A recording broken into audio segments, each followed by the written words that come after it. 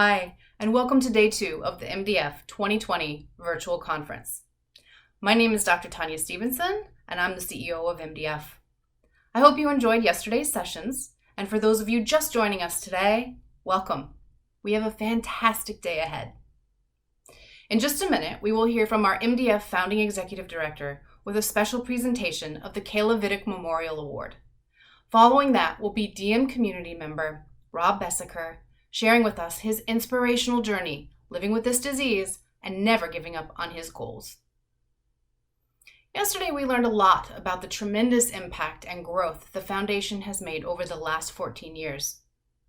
That impact is one of the things that drew me to MDF in the first place. Since I arrived, I have been particularly moved by the sense of community and family that the DM ecosystem has developed. It became clear to me very quickly that MDF plays a critical role in helping connect and support our community in ways that many people could never imagine. But I wanted to learn more about exactly how MDF was helping individuals so that we could also identify what we might be able to do in the future. A couple of months ago, we decided to ask people, what does MDF mean to you?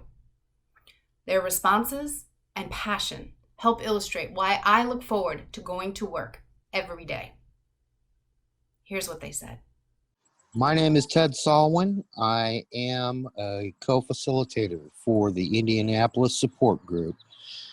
I was the caregiver for my wife with adult onset DM1 and the caregiver for my son with congenital myotonic dystrophy.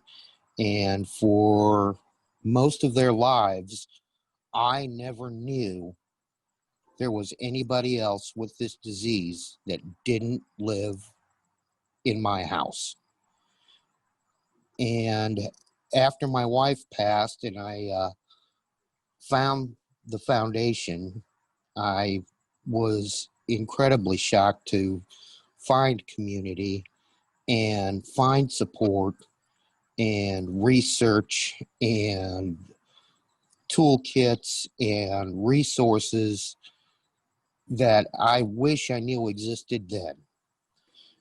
I am deeply grateful for all the work that they've done over the years with the toolkits, with the support groups, with the general support and the community that they provide.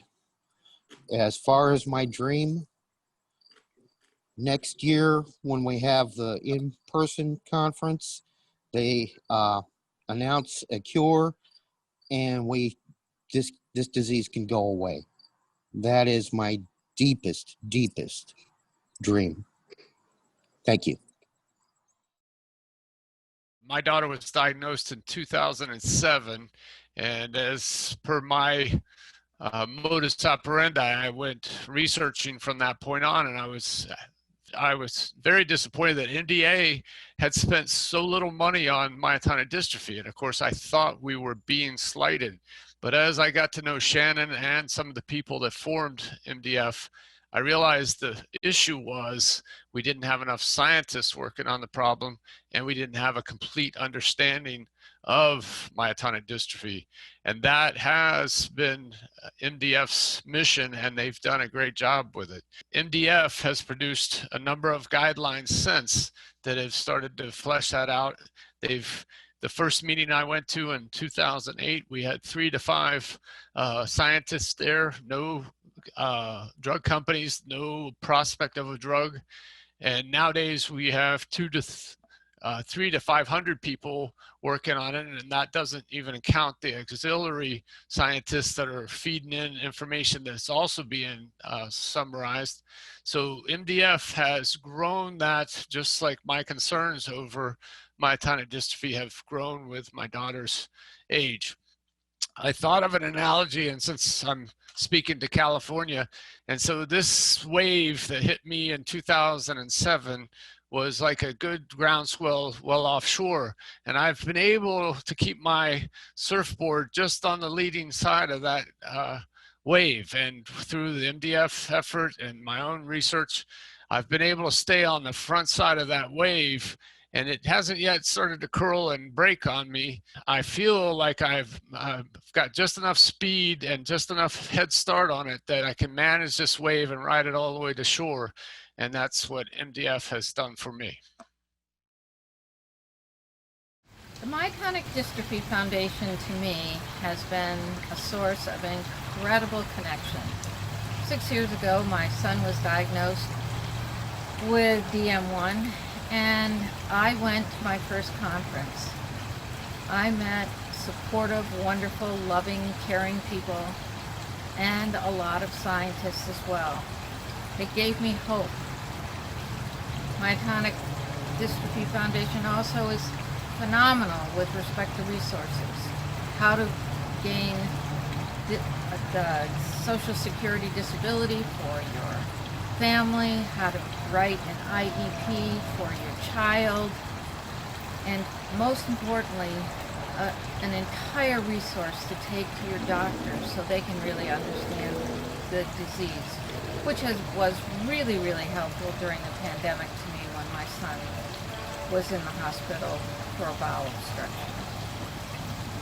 But most importantly, it's the support that I receive every time I log on to a support group or a caregivers group, or just call the director, and they are able to answer my questions or direct me to someone who can. I live in Orange County, California, and Myotonic Dystrophy Foundation was the resource I sought out. I knew they were there because my brother had myotonic dystrophy, but I did not know that I had it as well. And I sought them out. I went to the conference only 3 months after I was diagnosed, along with my daughter and my grandson. We went to San Francisco. We met some heroic families that are dealing with this. The people that I meet through the foundation encourage me, give me strength, and I had to redefine myself when I got this condition, and knowing my daughter and my grandbaby had it. And the Myotonic Dystrophy Foundation gave me the guidance to redefine myself. I have been a support group facilitator, which fit really nicely with the fact that I'm a retired registered nurse. And so my dream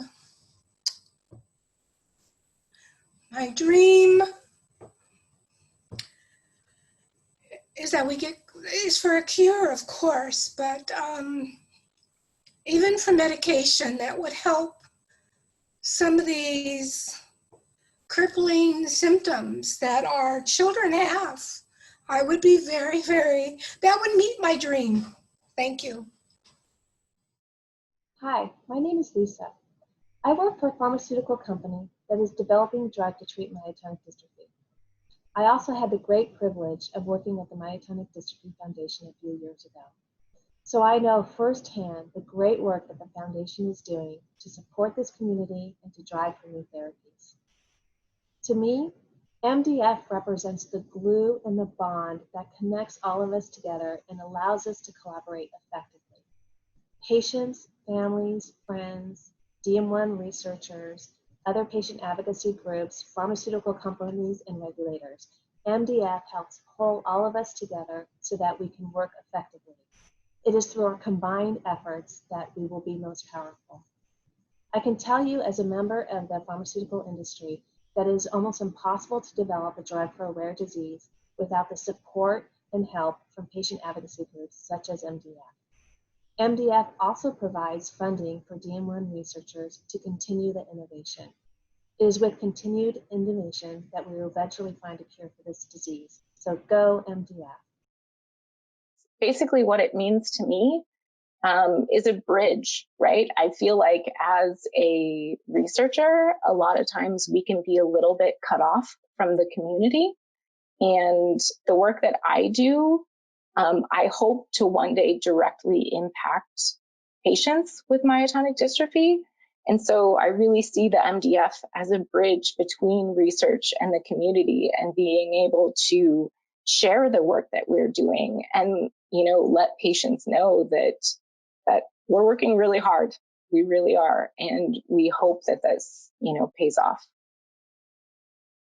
Well, I must say that I'm really, really honored to have the opportunity to being funded by the Myotonic Dystrophy Foundation. So first of all, I have always been on the side of the audience, actually. I was the one listening to the researchers bringing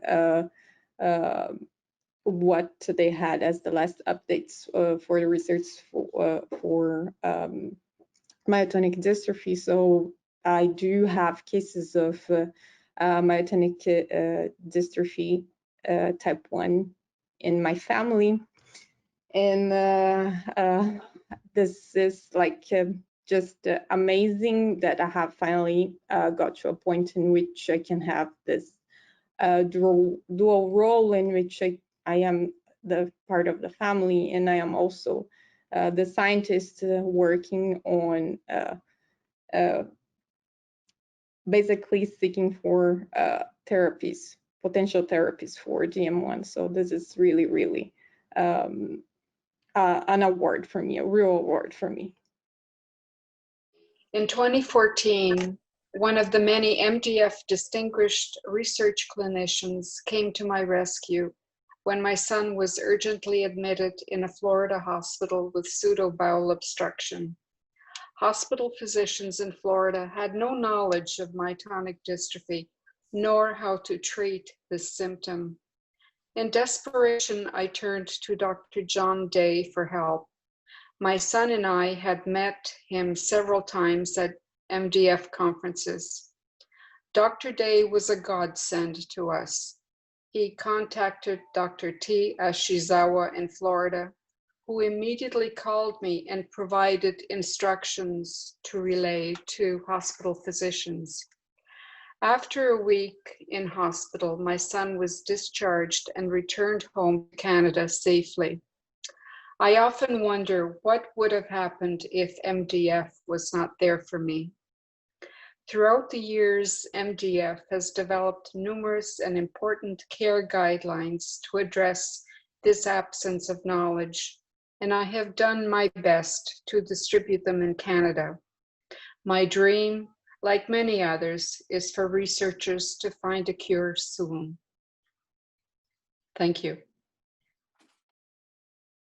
But over the years, what MDF has come to mean to me is family. The company is my family, the staff is my family, and especially the other community members of the MDF are my family. And my wish for the future of myotonic dystrophy is, of course, for treatment and a cure. But more than that, I wish for people in the community to be able to come to the conference. There are plenty of people I know who can't come for a multitude of reasons. And after I went to my first conference, I left feeling educated, enlightened, and empowered. I came home and started designing t-shirts to raise money for the MDF, and it was such an amazing experience. I want that for everyone in our community. That's all. I'm Leslie Krongold, and I have DM1. And what the Myotonic Dystrophy Foundation has come to mean for me is sort of a one-stop shop, a place that newly diagnosed families can come to, as well as people, who are seasoned, were diagnosed years ago, and just get a lot of information, whether it's the latest research update or protocols on, care, finding out, how to have the best respiratory, pulmonary, cardiac care, guidelines for physical therapy, how to find support, all the different support groups that meet in person or now online, via Zoom, via Facebook, via telephone, no matter what part of the community you're really from, whether you're a patient with DM1 or DM2, whether you're a caregiver, whether you are a caregiver for a child with congenital DM, if you're a juvenile onset adult, it's all there. There's something for everyone. And because it's, been growing, the organization, we just have so many more rich talent and resources and mentors who have been along the journey for a while and are there to lend a hand and help guide, newly diagnosed people, growing together, going to trust one another, becoming family. That's what MDF, that's what the patient community has been for me. Meeting these strangers that you never would have met, and getting to know and help each other, and really going to love each other, and just easing the burden along the way. As we have heard, MDF plays an important role in all of our lives. But it is critical to take time to reflect and acknowledge that we don't work in a vacuum, and it takes the entire village to create change. We must take time to recognize the people who go above and beyond, those who fight shoulder to shoulder with us, inspire us, and find strength where many of us might have given up. So it is my great privilege to introduce my friend and the founding executive director of MDF, Lisa Harvey-Duren. She'll be granting the 2020 Kayla Vittek Memorial Award. Welcome, Lisa. Hi, my name is Lisa Harvey-Duren, and I'm honored to have been the founding executive director for the Myotonic Dystrophy Foundation.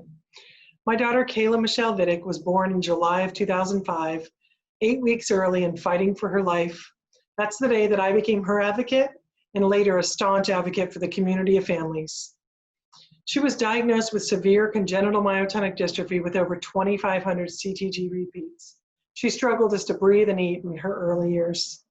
We lived day to day battling the challenges that congenital DM threw her way, and there were many challenges.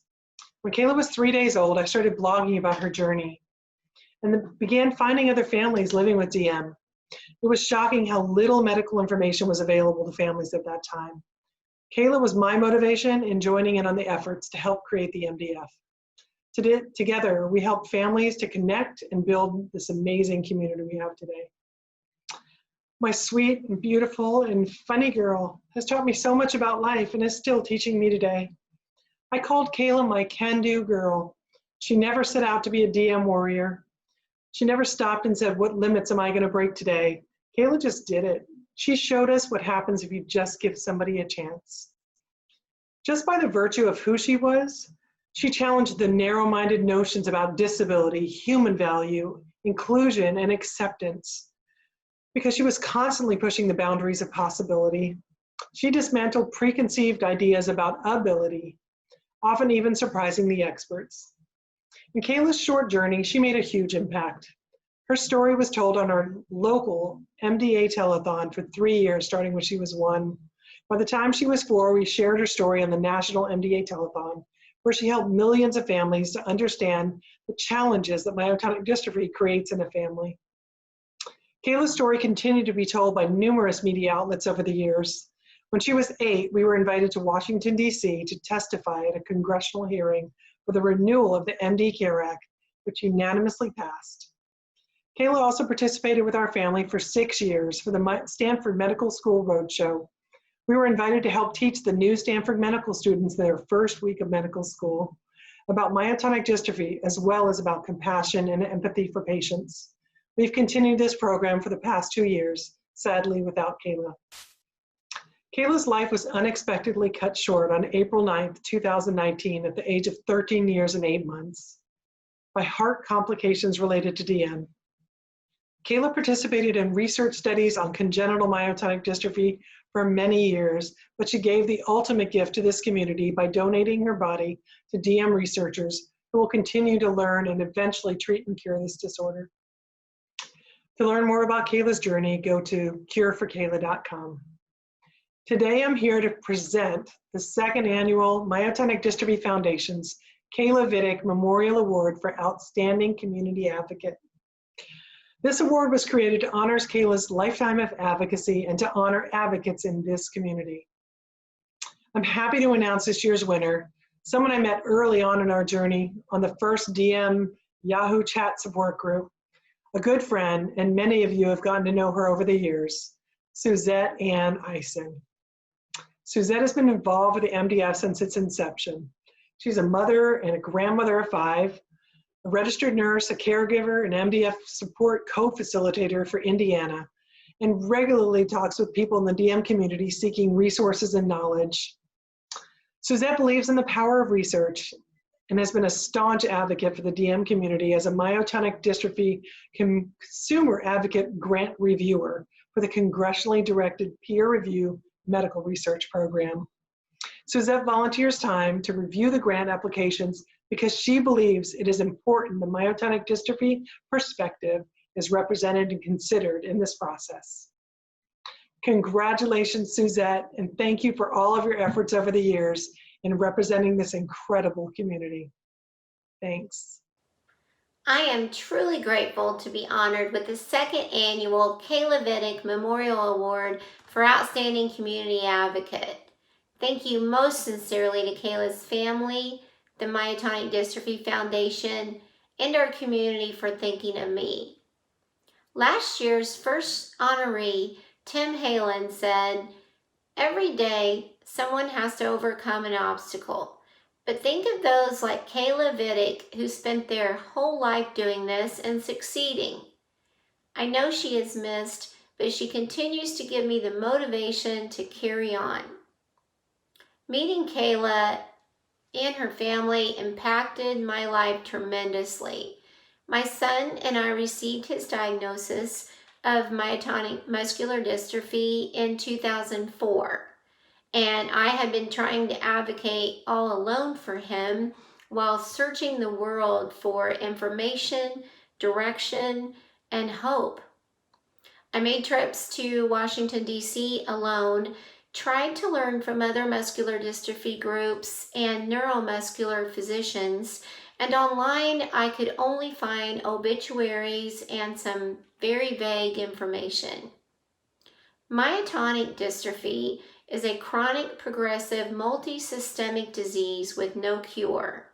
It is also a very isolating disease. Because there is no treatment and no cure, there is a desperate need out there for encouragement, patience, kindness, understanding, and most importantly, compassion. I found all of these things when I met Kayla and her family. They offered Billy Dean and I unconditional, non-judgmental, and compassionate friendship from the moment we met. When the Myotonic Dystrophy Foundation was created in 2007, I was finally no longer all alone trying to advocate in Washington, D.C., and I was able to learn how to advocate in a more constructive and productive way and with the support of an entire team. They helped me to develop better coping skills and to become a much better voice for my son. Our foundation's mission is care and a cure to enhance the quality of life of people living with myotonic dystrophy and accelerate research focused on finding treatments and a cure. My son's quality of life has been enhanced a great deal because of everything I've learned through our foundation while volunteering and advocating. Advocating for FDA accelerated approval processes, requesting medical research funds in Washington, D.C., speaking to our members of Congress, co-facilitating our Indiana support group with everyone's favorite DM warrior, Ted Salwin, and doing Department of Defense medical research consumer peer reviews for myotonic muscular dystrophy. Maddie Stepanek said, "Unity is strength. When there is teamwork and collaboration, wonderful things can be achieved." Well, the beauty of our myotonic dystrophy community is that every single one of us has something different to offer. We are an exceptional, unique, compassionate, and caring community with a very robust diversity of different skills, talents, and abilities. We have to help ourselves. And more importantly, we have to be the voice for our most vulnerable community members who cannot advocate for themselves. A unified front with an unbreakable, compassionate bond between us is how we can find a cure for myotonic muscular dystrophy. Again, thank you most sincerely for this amazing honor. Thank you, Lisa, and congratulations, Suzette.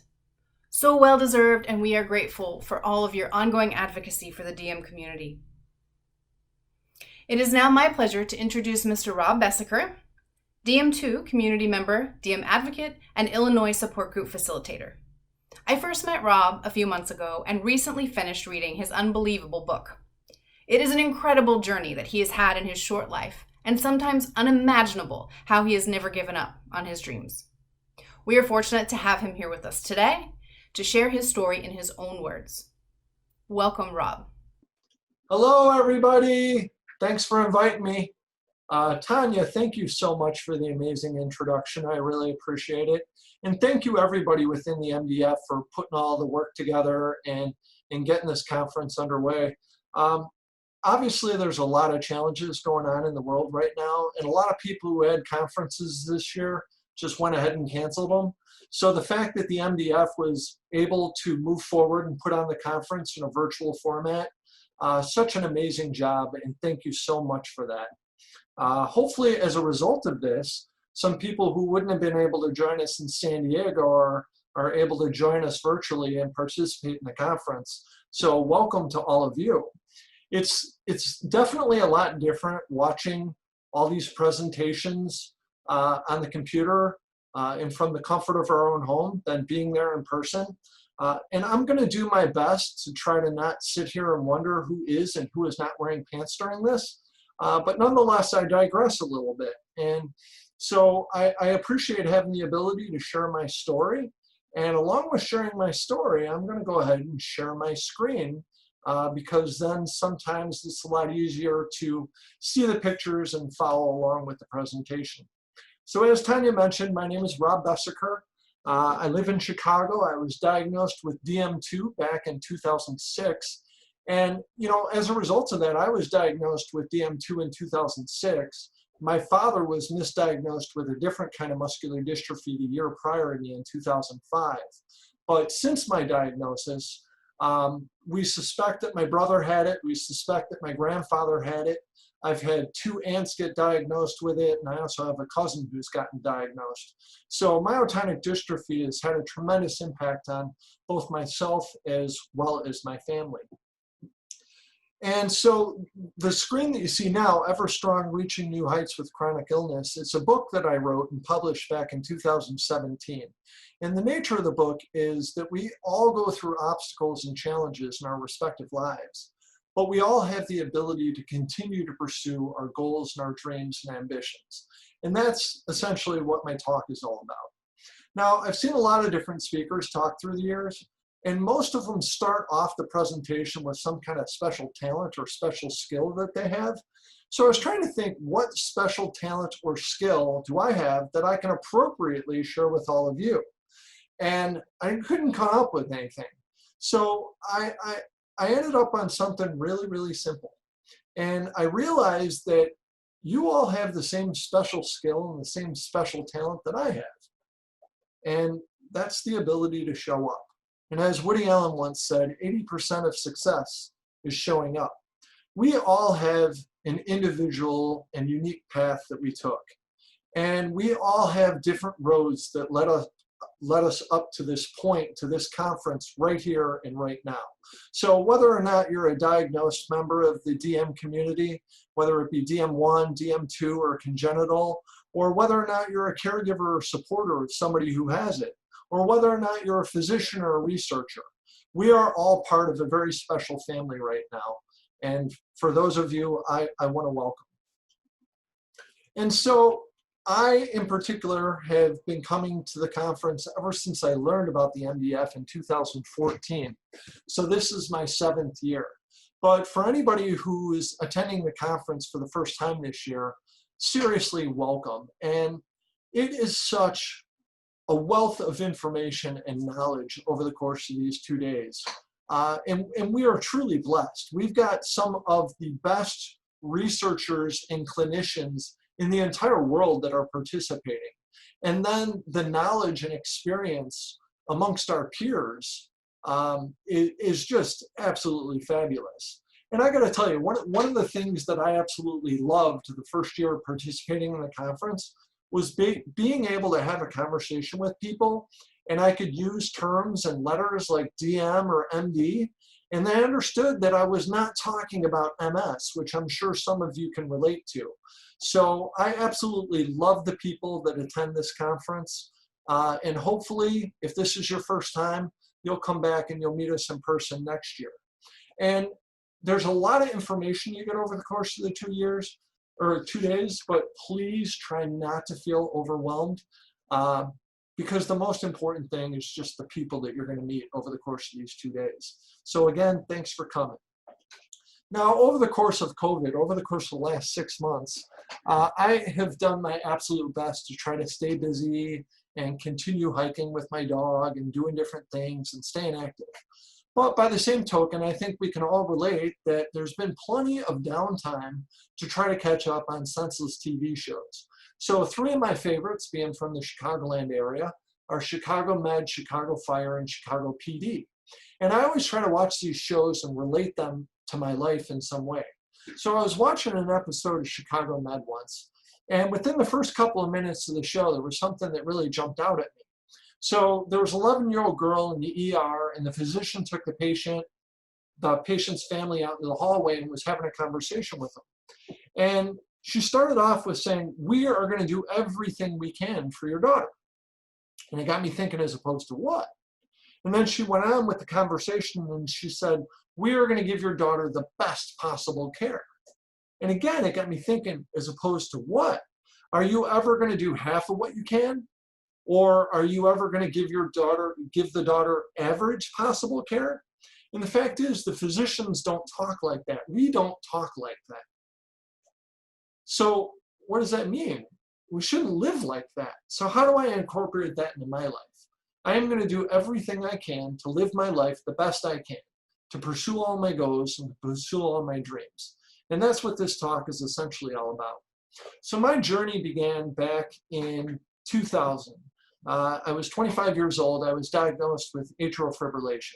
Not a big deal was made out of it. I was young. I was healthy. They told me not to worry about it. They put me on a medication. Fast forward 3 years. I'm living out in Connecticut. It's 2003. I'm working for a huge military contracting company, and our country goes to war. I tend to be a very patriotic person. So I saw my 4th cardiologist in 3 years because I had been moving around so much. And I essentially went to the cardiologist and I said, "Look, I really want to get into the military. I want to come off this medication. Can you support that?" And the physician took a really good approach. She basically said, "You know what, Rob, you got a lot going on. You're kind of young to be dealing with this. So how about we run a few tests? And if everything goes well, then you get my blessing. And if we find anything, then we'll go ahead and take care of that." And I thought, well, that makes all the sense in the world. So over the course of the next 2 weeks, it was kind of like going through finals in high school and college. I was just doing test after test after test. The difference was, in this particular case, I flunked almost every single test. And as a result of that, I was given a host of new cardiac diagnoses. And at the end of all this, I'm being told that I had to have surgery to install a defibrillator pacemaker. And so the nature of it was, I was told that once I had the surgery to install a defibrillator pacemaker, I was going to be able to live, and I put this in quotes, a normal, healthy life. But I was also told a second thing. They handed me a pamphlet. And the pamphlet basically said, once you have an ICD, you shouldn't do anything any more active than playing a round of golf. Or when I had this surgery, I was 28 years old, and I was a single guy. Every single thing in my life was more active than playing a round of golf. And so that was the first time that I learned to begin to collaborate with physicians. Physicians know a whole lot about healthcare, and in this particular case, our doctors here know a whole lot about muscular dystrophy and myotonic dystrophy. But nobody knows me as well as I know me, and nobody knows you as well as you know you. So we have to stick up for ourselves, and it's that collaboration between the patient and the physician, that teamwork, that's where you get the best healthcare and the best outcomes. And so I really want to stress that. So it was back at that time when I had the surgery that I was also introduced to a geneticist, because the nature of my conditions, again, I've got an extensive family history, so there was stuff going on my mom's side of the family as well as my dad's. And so the geneticist basically said, you know what, Rob, you should play the lottery. Because at that time, my situation was very unique, being so young, having to have a defibrillator, some of the different things that were going on. And he really stressed the possibility of being able to share my story with others. So that geneticist was the first person to ever recommend the possibility of writing a book. Well, so I thought about it, and the nature of writing a book is, well, I wanted a good ending. And so I thought to myself, okay, I'm 28 years old, I'm single, and I've got a cardiac condition. What would be a better ending to the book than falling in love and getting married? Well, here I am 17 years later, and that still hasn't happened yet. But over the course of the coming years, one thing after another continued to happen. And there was a host of other challenges and obstacles that continued to get in my way. So in 2003, I had the surgery. In 2004, my brother passed away, and we think he had similar types of issues. In 2005, my dad was diagnosed with muscular dystrophy. And then in 2006, my mom had a massive stroke that really changed her life moving forward. And then in 2006, I was diagnosed with muscular dystrophy. So there was a whole bunch of things going on. And when I got diagnosed with muscular dystrophy, they basically told me there was two schools of thought. The first school of thought is your body's like a battery. Don't waste that battery on things you don't need. Don't push yourself too much. Don't work too hard. Don't drain the battery on things that you don't need to. And the second school of thought was do what you can for as long as you can. Because number one, it's going to make you more healthy. And number two, it'll mask some of your other symptoms as you continue to move forward. So needless to say at this point, I took the second school of thought. And the only thing I had to compare to, the only thing I had to see was my father since his diagnosis with muscular dystrophy. And he declined rapidly. He had so many different things going on. He was not an overly healthy individual to begin with, but he had such a deterioration after his diagnosis that that's all I had to base my diagnosis on. And so I wanted to live my life the best way I could. I saw all the different things that my father was going to miss out on, and I didn't want to do that. So we all have different desires and different goals. One of the things I've always loved to do is to travel. And one of the things I always wanted to do back at that time was go to the Great Wall of China. I always wanted, for whatever reason, to go for a brief jog in the Great Wall of China. So in 2008, I finally traveled out to China and went on the Great Wall.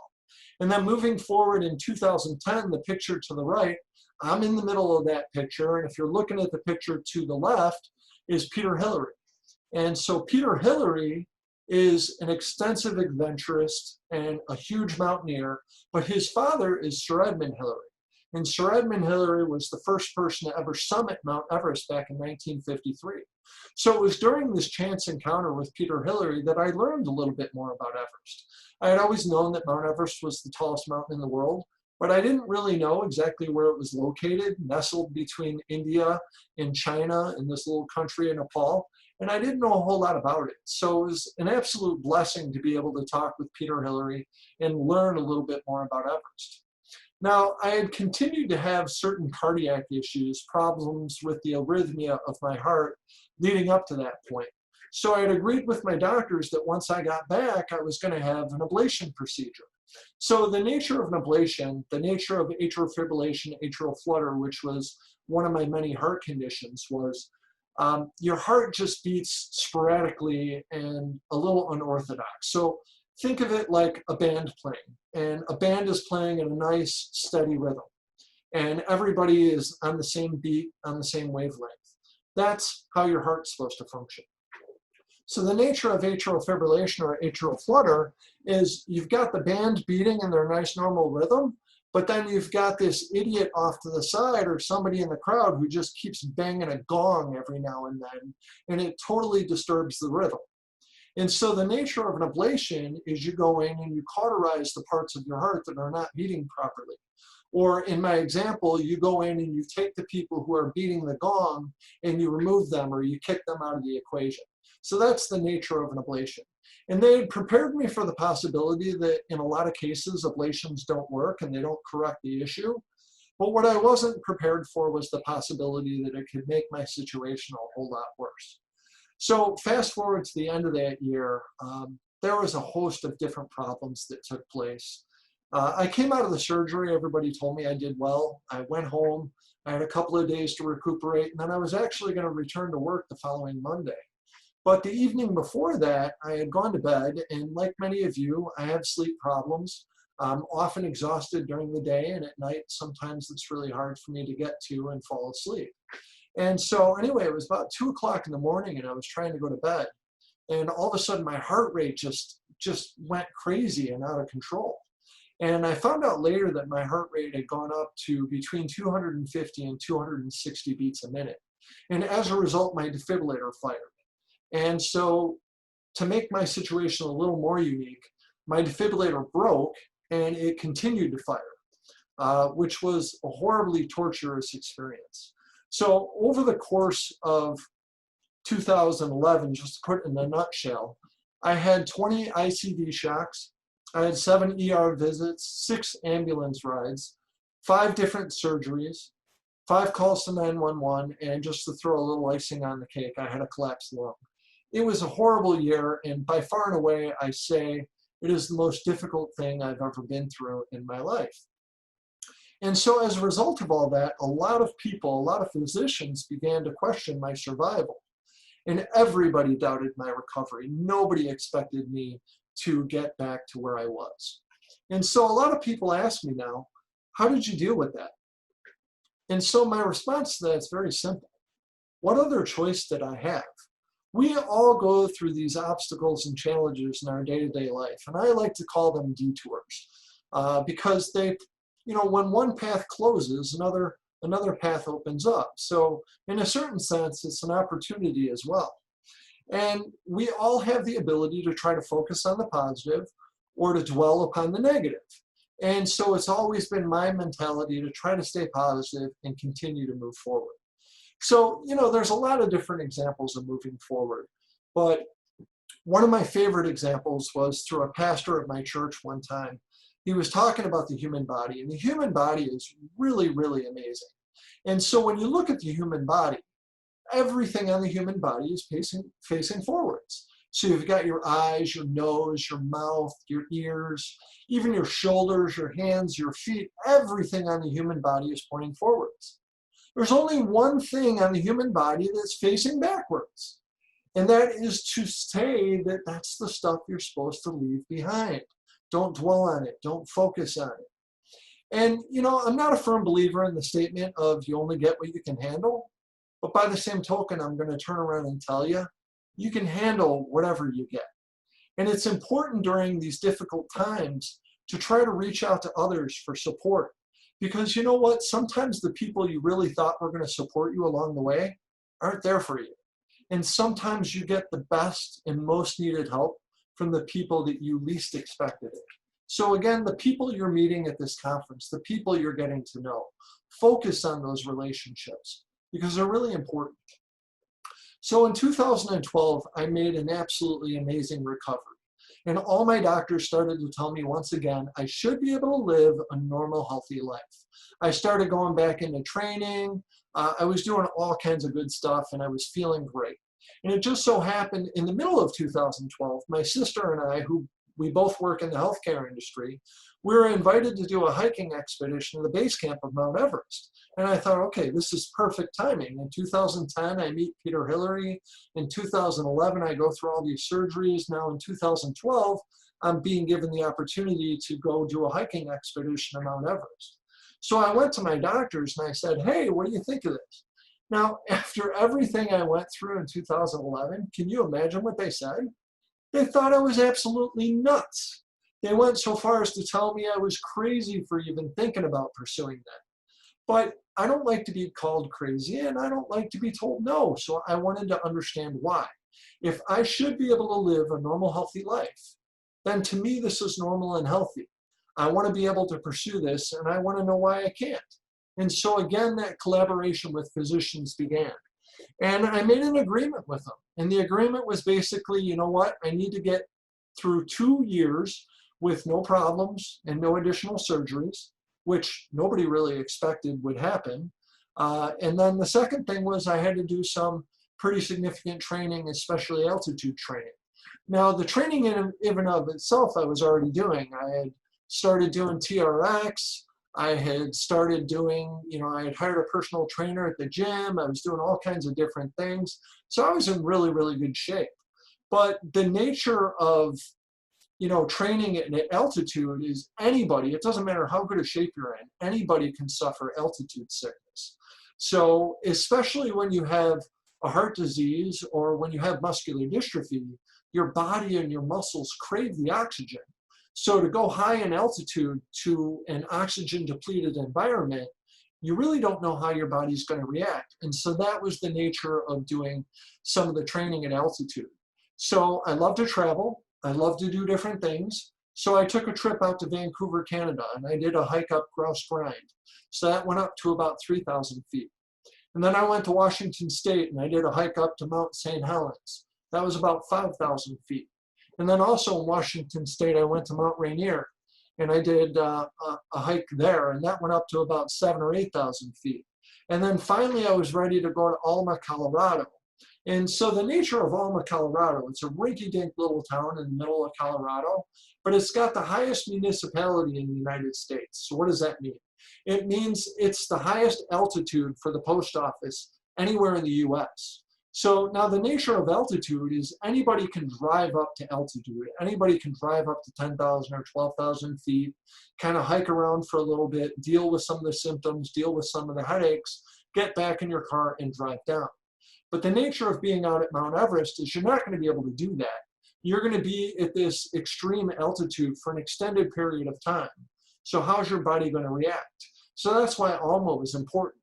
And I went out to Alma, Colorado, and I spent a week out in Alma, Colorado at the altitude.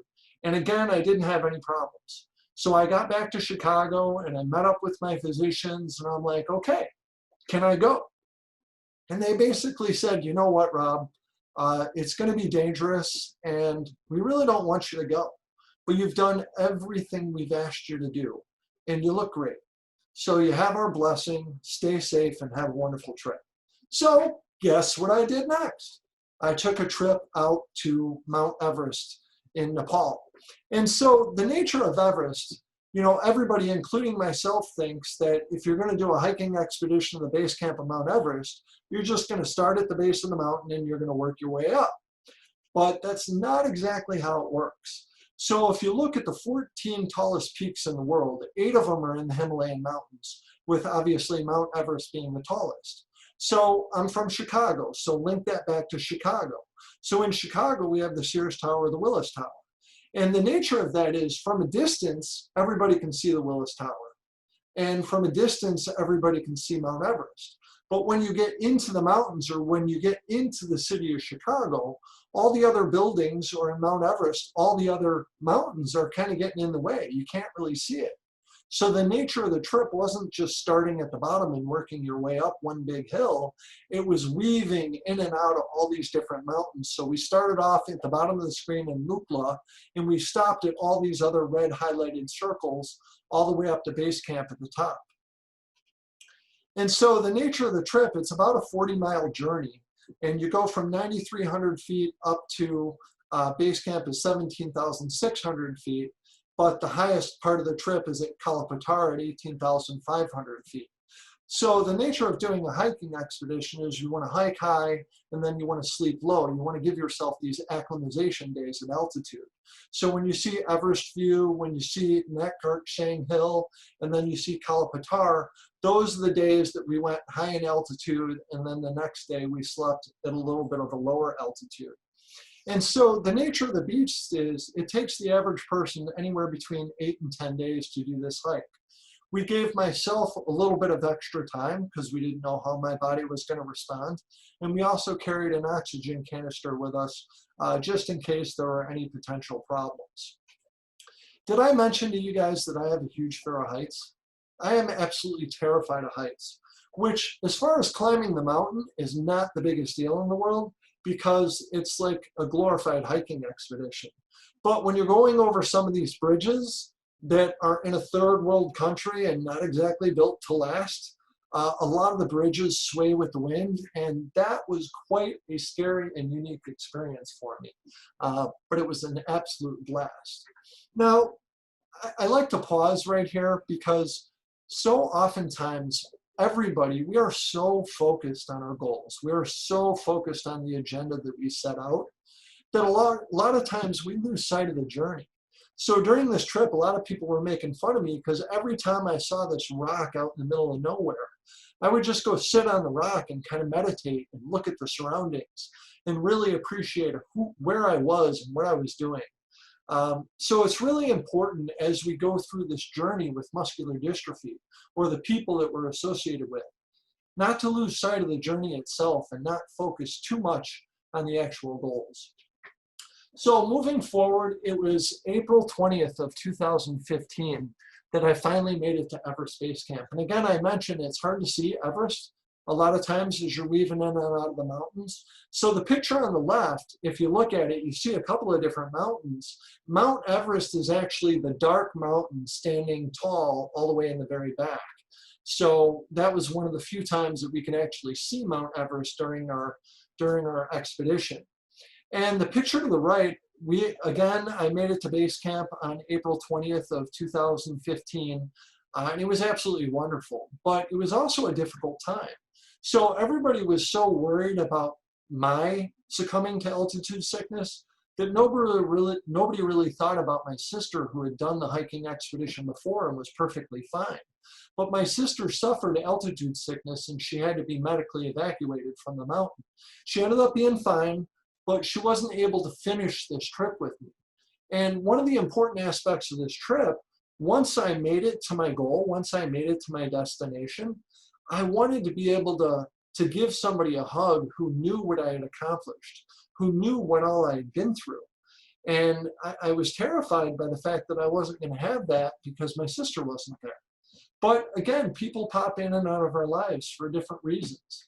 And it was during that trip that I had the ability to meet some famous mountaineers through the Chilean expedition team.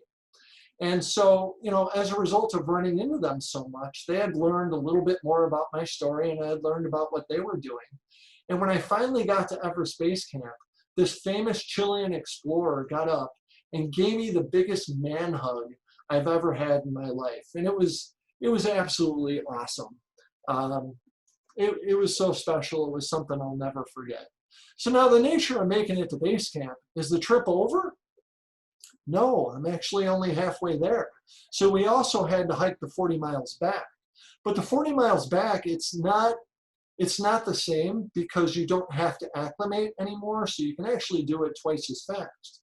So the average return time is anywhere between 4 and 6 days.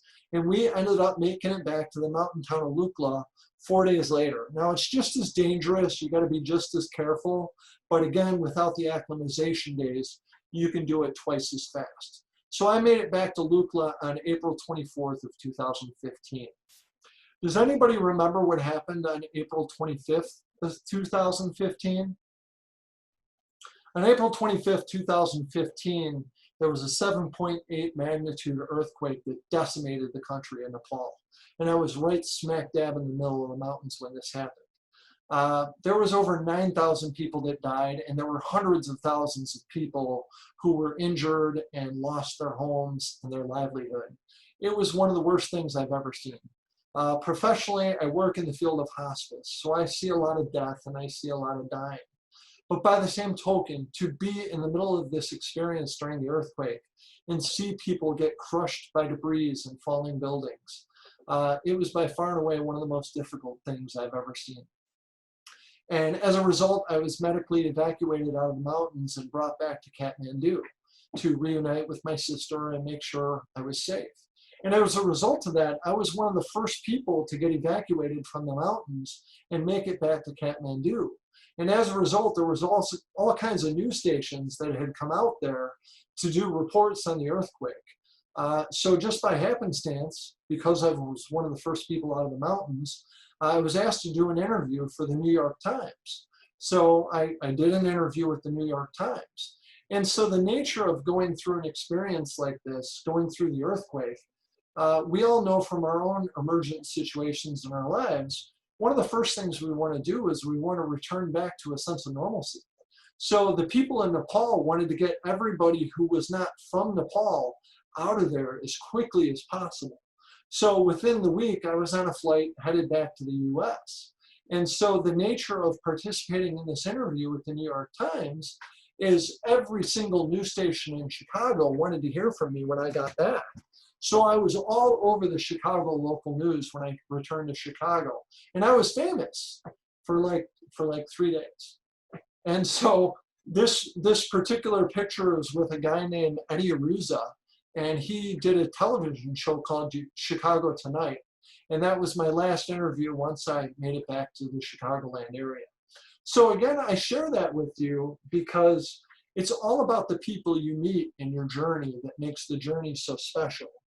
And so a lot of times I'm asked, what inspires me? And my answer is, all of you do. Everybody in this room inspires me. There's a movie I often like to refer to. It's called The Last Castle. It's with Robert Redford, who's essentially an officer in the military.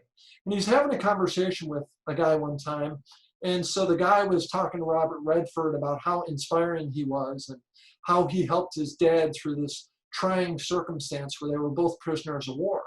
And so the kid said to Robert Redford, he said, you know what, all the guys, they looked up to you and they said, you really kept them alive.